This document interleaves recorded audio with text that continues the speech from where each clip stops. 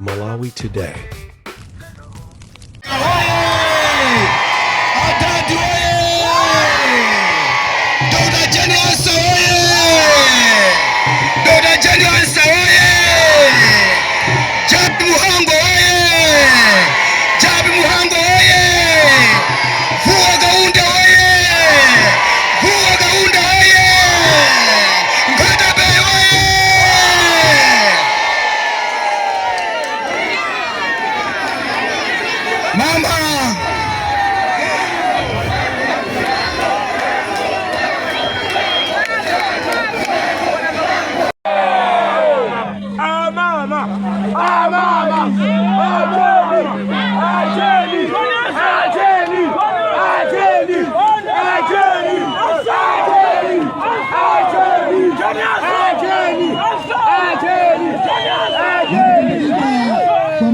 Nyengo itari pano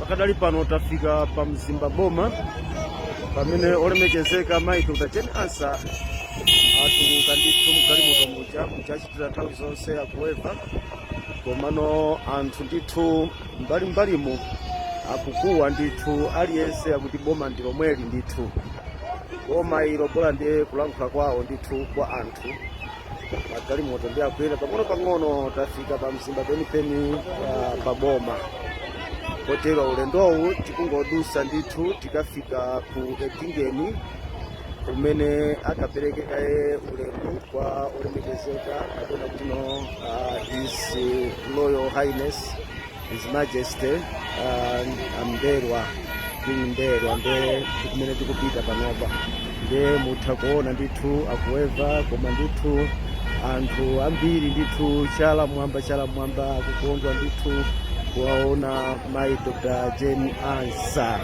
nde khalani pompo ndithu tikhala tikupasirani zonse zimene zitichitike msiku la lero monga mmene takhala tikuchitira masiku ena onse tikamayenda ife tili pompano kukupasirani zonse kuti inunso muthe kuona nde anthu ndithu manja ndithu mwamba ena mpaka na nthungululu ndithu nthungululu kuli kukondwa ataona Dr.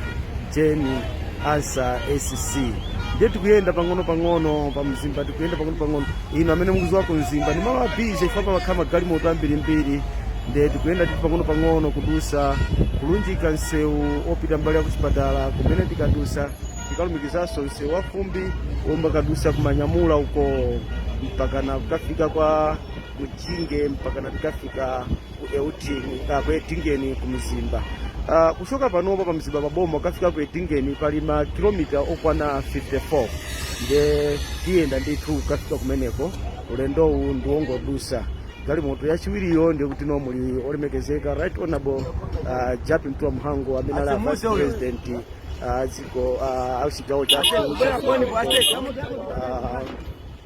chakumbuyoko kubweranso galimoto ina imene muli organizing secretary olemekezeka Asami Suleiman Sames kenako ndiye pakubwera galimoto imene yanyamula Vice President yathu ndiye khalani pompo tikupasirani ndithu china chilichonse.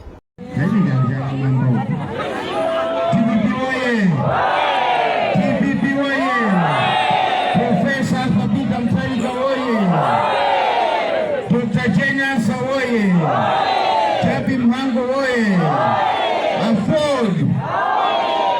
Victory! Afford! Ulemu ukale malumu ake. Akulu mafuna ndiambe ndikuthokozana. Ziboneka kuti mwatilandira nkhope zosangalala. Palibe wapasidwa t-shirt 5,000 kuno mwabwera kuti mumve mfundo zili pano ndizenizeni sizoti tiperekane azitipasa 500,000 iyayi mfundo zoti titukule dziko koma ndinofuna ndinene kuti ife a DPP tabwera pano ndi malonda tabwera pano ndi Dr. Jane Ansah mwina enanu simamuziwa Jane Ansah kuti ndi ndani ndikafuna ndingokuzani history pang'ono. Dr. Jane Ansah anasankhidwa ndi Bakili Muluzi acheya kuti akhale High Court Judge. Acheya omweyo anasankha Dr. Jane Ansa kukhala chairlady wa tribunal, compensation tribunal kuno ku Malawi. Kubwera malemu Bingwa Mutharika anasankha Dr. Jane Ansa kukhala attorney general.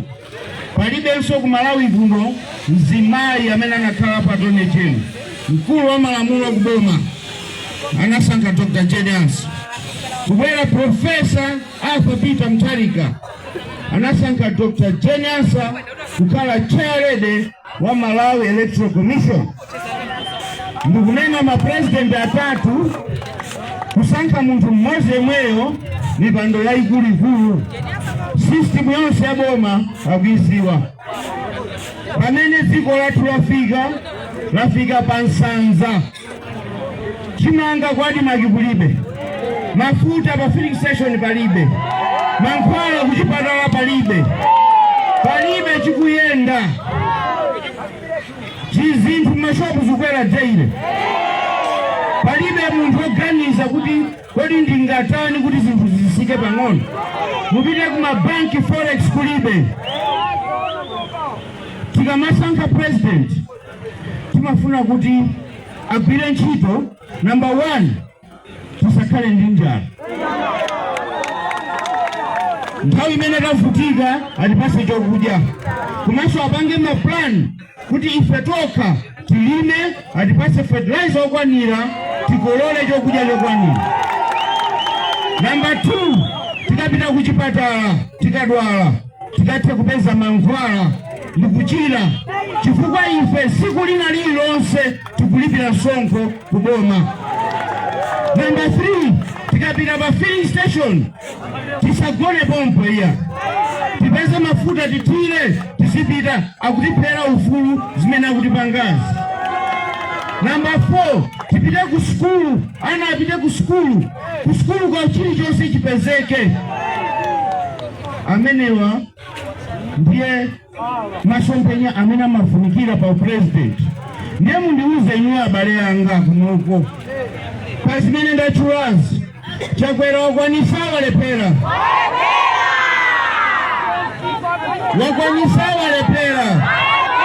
Mwana Mabwera anapeza shuga ali 600 kwacha.